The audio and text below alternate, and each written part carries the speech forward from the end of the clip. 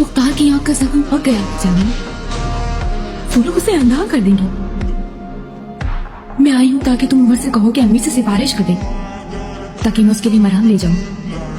तुमसे क्या छुपाना बहन, उमर जिस दिन से करबला से लौटा है अपने ऊपर दरवाजे बंद कर चुका है। मैंने हुसैन को नहीं मारा, मैं करबला में कुछ नहीं कर सकता।